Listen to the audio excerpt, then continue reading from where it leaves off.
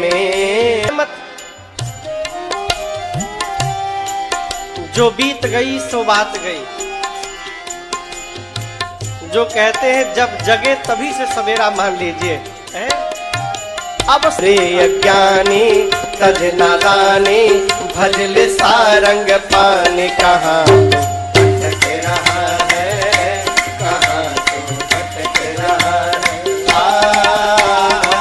भजल प्राणी रे अज्ञानी तो इनकी जिंदगानी कहाँ तू भटक रहा। अरे चंचल गुमानी मन, इस गीत के रचनाकार का नाम है चंचल। जिसने लिखा है इस गीत को उनका नाम है चंचल।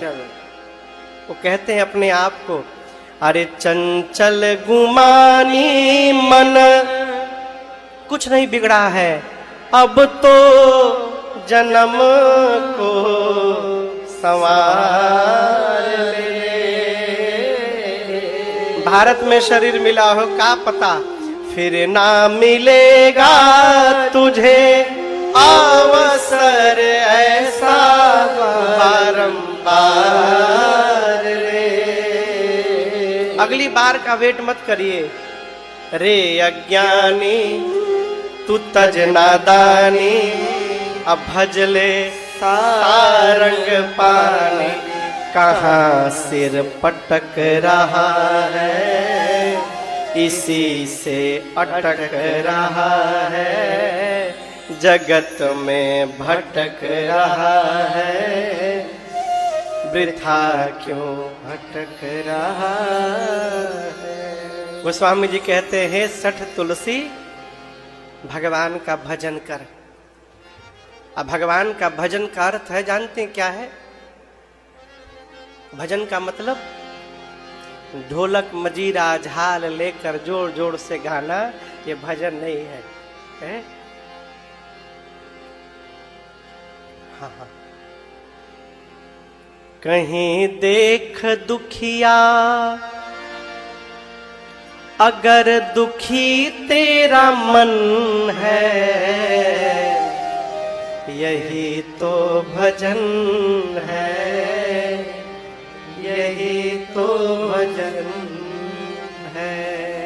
किसी की पीड़ा का आप जीवन में अनुभव कर रहे हैं, ये आपके जीवन का भजन है, ये भजन है। अब उदाहरण दे रहा हूं, आप मान लीजिए कोई 80 साल का आदमी है, लाठी लेके चल रहा है, उसके सामने कोई गिर गया। अब वो द्वंद में है, मैं कैसे उठाऊं, मैं तो खुद कांप रहा हूं। कोई गिर गया है, मैं कैसे उठाऊं, क्यों? उठाने से पहले मैं स्वयं गिर न जाऊं। कोई बात मत उठाइए, मत उठाइए। वो रोता है और यदि तेरे मन में रुदन है, यही तो भजन है, यही तो भजन है। ये भजन है। सोसाइटी को सर्विस देना भजन है, मानव जाति को सर्विस देना ये भजन है। जिस राष्ट्र में जन्म मिला है उस राष्ट्र के लिए कुछ कर जाना ये भजन है, ये भजन है।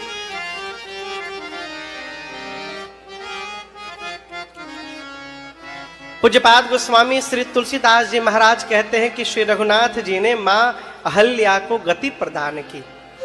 आगे बढ़े, गंगा जी का पावन तट आया है। यहां पर विश्वामित्र जी ने, अभी जो आपसे कह रहा था ना कि आप कितने भी बड़े जानकार क्यों न हो, जब बड़ा कोई कहे तो ध्यान से सुनना चाहिए। राम जी के ही पांव से गंगा जी प्रकट हुई हैं।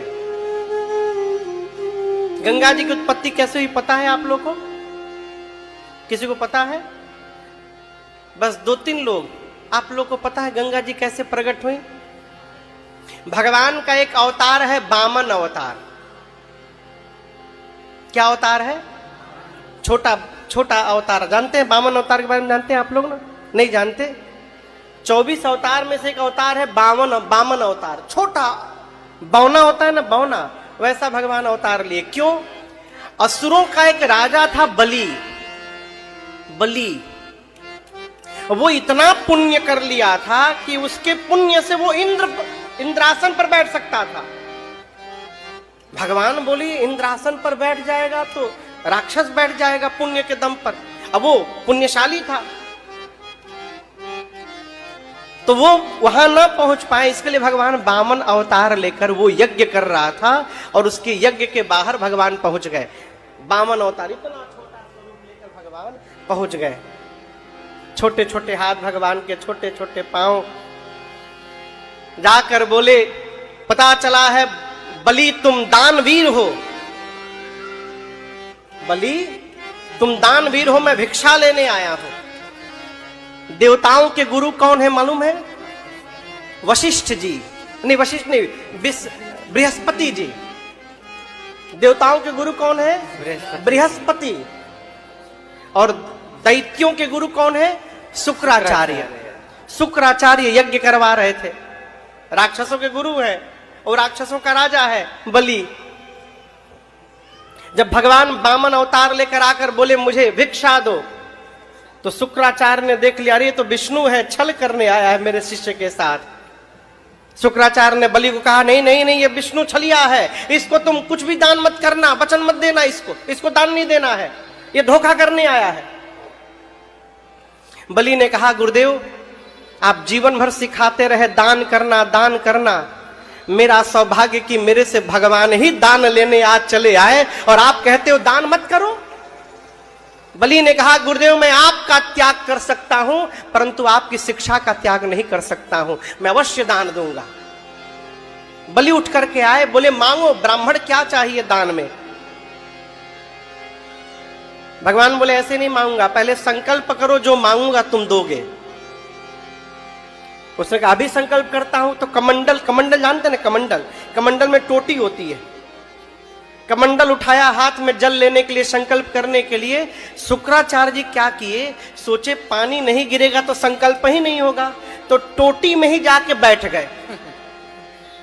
जो कमंडल की टोटी थी उसमें गुरु जी जाके बैठ गए, उसको ब्लॉक कर दिए कि पानी नहीं गिरेगा। अब वो गिराए तो पानी गिरे नहीं। भगवान समझ गए कि गुरु जी का सब खेल है। बोले यजमान लग रहा है कि ये आपका टोटी जाम हो गया है, हमको वैक्यूम क्लीन करना पड़ेगा इसको, रुकिए क्लीन करता हूं। एक सीक लेके, सीक, अब भगवान जैसे टप से मारे, शुक्राचार्य की आंखें फूट गई, भागे गुरुजी उसमें से बाहर।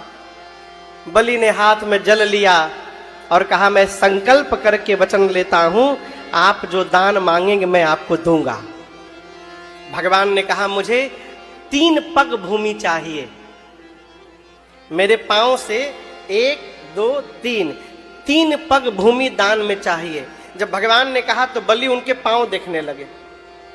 बोले इतने छोटे छोटे पांव, यहां से लेकर वहां तक जमीन लेकर आप क्या करिएगा, और कुछ मांग लीजिए। बोले नहीं नहीं, 3 पग ही भूमि चाहिए। बलि ने कहा ठीक है, दिया, नाप लीजिए।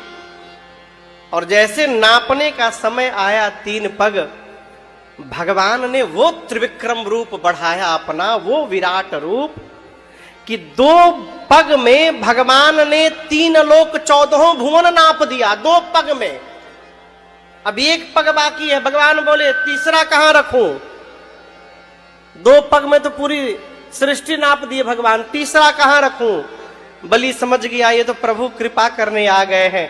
बलि ने कहा प्रभु तीसरा पग आप मेरे सिर पे रख दीजिए। भगवान ने सिर पे रखा और बलि वहीं पाताल चला गया, पाताल में चला गया।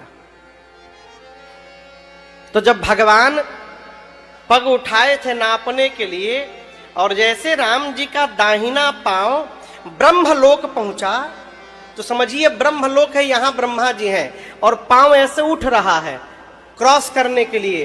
तो जितनी देर में पांव उठा उतनी देर में ही ब्रह्मा जी कमंडल से जल निकाले, अब भगवान का पांव धो करके कमंडल में रख लिए। लेकिन आपको बताओ पूरा पांव नहीं धोए थे, उतना टाइम नहीं था। दाहिने पांव का अंगूठा धोए। क्या धोए? दाहिने पांव का अंगूठा। अंगूठा भी पूरा नहीं धोए, अग्रभाग। अंगूठा में जो नाखून है उसको धो पाए थे, नाखून भी पूरा नहीं धो पाए थे। इसका जो आगे का पार्ट है अग्रभाग, केवल उतना ही धोए थे, तब तक पांव ऊपर चला गया। भगवान के दाहिने पांव के अंगुष्ठ के नाखून का अग्रभाग धो करके ब्रह्मा जी कमंडल में जल रख लिए, वही जल गंगा जी हैं, वहीं पर गंगा जी का प्राकट्य हुआ। अहिल्या जी अभी राम जी से बोली, आपका वही चरण है जिससे गंगा जी प्रकट हुई। जेहि पद सुर सरिता परम पुनीता प्रकट भई शिव शीस धरी। उन्हीं राम जी को विश्वामित्र जी अब गंगा जी के प्राकट्य की कथा सुना रहे हैं। जिन राम जी के पांव से गंगा जी निकली हैं, उन्हीं राम जी को विश्वामित्र जी जेहि प्रकार सुरसरी मही आई, विश्वामित्र जी गंगा जी के अवतार की पूरी कथा सुना रहे हैं। राम जी उतने प्रेम से सुन रहे हैं। जी गुरु जी, अच्छा ऐसा हुआ था? जी गुरु जी। पूरी कथा सुने और उसके बाद गंगा जी में स्नान हुआ है। कहीं भी तीर्थ में स्नान करिए ना, तो स्नान करने के बाद कुछ दान पुण्य करना चाहिए। वहां जो पुरोहित रहते हैं ना, वो आपके दान से ही उनका परिवार चलता है। कितना दान करना चाहिए महाराज? जितना भगवान ने आपको करने लायक बनाया है उतना दान पुण्य करना चाहिए। भगवान ने दान देने का संकल्प लिया। कहां जाना है राम जी को? मिथिला जाना है। तो रास्ते में रहेंगे तो कैसे पहुंचेंगे? पहुंचाया जाए राम जी को मिथिला।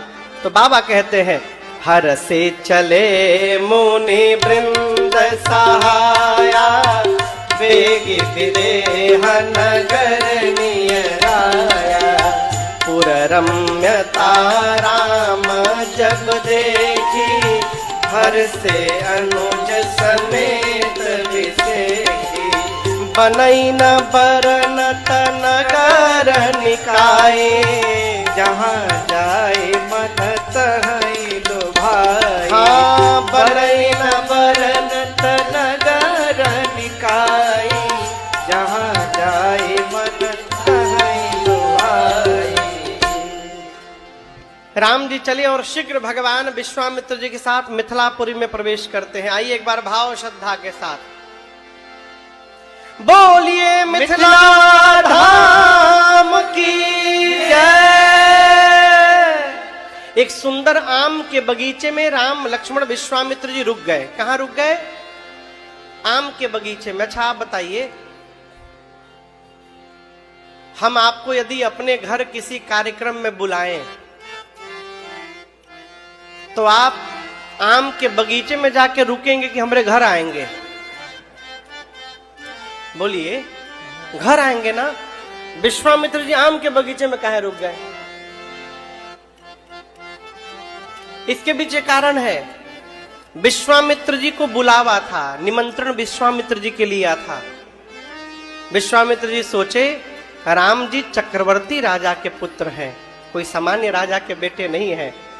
और चक्रवर्ती राजा के पुत्र यदि बिना बुलाए चले जाएंगे तो ये इनकी मर्यादा के विरुद्ध होगा। तो सोचे आम के बगीचे में रुक जाता हूं, जनक जी आएंगे तो परिचय कराऊंगा इनका, और जब वो बोलेंगे कि नहीं इनको ले करके चलिए, तब मैं इनको ले करके महल में जाऊंगा, नहीं तो मैं भी यहीं रुक जाऊंगा। आम के बगीचे में रुक गए। सूचना मिली जनक जी को। क्या सूचना मिली? इज विश्वामित्र महामुनि आए,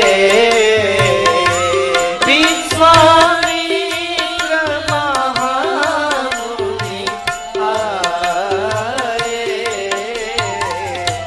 समाचार मिथिलापति पाए, समाचार मिथिलापति पाए। आज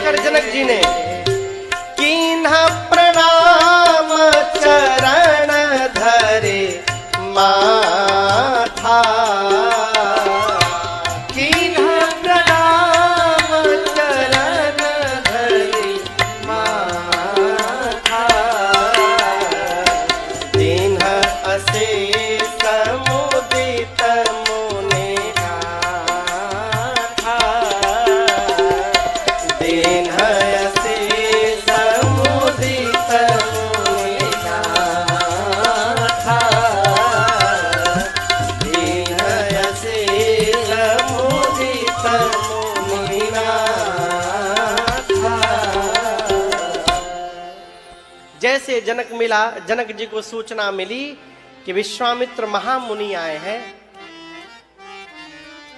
देखिए, इसी को प्रोटोकॉल कहते हैं। जब सुने कि महामुनि आए हैं तो जनक जी ने मंत्रियों को नहीं भेजा बुलाने के लिए, मंत्रियों को नहीं बोला, किसको भेजा? अपने गए, अकेले नहीं गए, संग सचिव, साथ में कौन है? सचिव यानी मंत्री, सुचि भूरि भट्ट, सुंदर बिरदावली गाने वाले भट्ट, और भूसुर ब्राह्मण, बरगुर ज्ञान, उनके गुरुजी सतानंद जी। कौन कौन गया? पूरा कैबिनेट चला गया उनका, पूरा मंत्रिमंडल। श्रेष्ठ बिरदावली, जय हो, जय जयकार हो, जय जयकार हो, जय जय करने वाले, बिरदावली गाने वाले। अब देखिएगा, जो कुछ कोई कई नेता ऐसे होते हैं ना कि उनको, मान लीजिए द्वारिका है ना, यहां से ट्रेन खुल के जामनगर जाती है ट्रेन, मिश्रा जी, हाँ आप ही से पूछ रहे थे, हाँ। तो यहां से ट्रेन खुल के जामनगर जाती है, तो कई नेता ऐसे होते हैं ना कि यदि उनको यहाँ ट्रेन से द्वारिका से जामनगर जाना हो तो अपने चेला लोगों को एक दिन पहले ही भेज देते हैं पैसा दे करके, ये लो 10,000 रुपया, माला खरीद लेना, एक बैंड बाजा कर लेना, अब भाड़े पर 4-5 आदमी लेकर जिंदाबाद जिंदाबाद करने के लिए फूल और लेके पहुंचे रहना गाड़ी पे। हाँ। तो जैसे उतरेंगे उनके ही आदमी उनको माला पहना के जिंदाबाद जिंदाबाद जिंदाबाद जिंदाबाद करते हैं। तो उसी प्रकार अपना जय जयकार नहीं कराने के लिए, विश्वामित्री का जय जयकार करने के लिए भट्टों को लेकर गए, श्रेष्ठ ब्राह्मणों को लिए स्वस्ति वाचन करने के लिए, और अपने गुरुदेव भगवान को लिए कि उनकी छत्र छाया में हम उनसे मिलने जाएं। इतने लोगों को लेकर जनक जी महाराज विश्वामित्र जी से मिलने गए। और जाने के बाद सबसे पहले क्या किया होगा, आप लोग बताइए, क्या किया होगा? चरण स्पर्श, कैसे? दंडवत किया होगा, प्रणाम नहीं किया। यहां लिखा है कीन्ह प्रणाम, कैसे प्रणाम किया? चरण धरि माथा। हम क्या गाने वाले थे? कीन्ह प्रणाम चरण धरि माथा।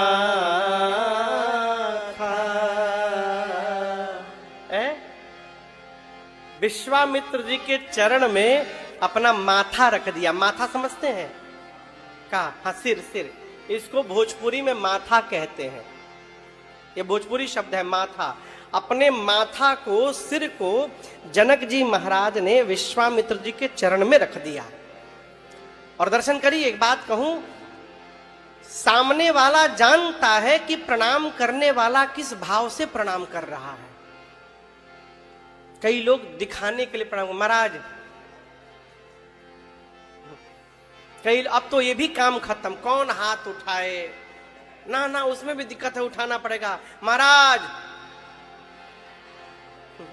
हो ही गया प्रणाम।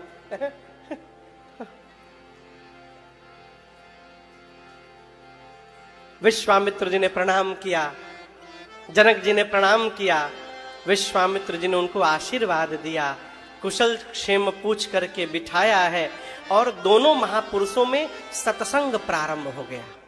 किसमें? जनक जी में और विश्वामित्र जी में। अब एक बात समझिएगा, जिस समय राम लक्ष्मण जी वहां पहुंचे हैं, विश्वामित्र जी के पास जनक जी पहुंचे हैं, उस समय वहां राम लक्ष्मण जी नहीं थे। कहां चले गए थे?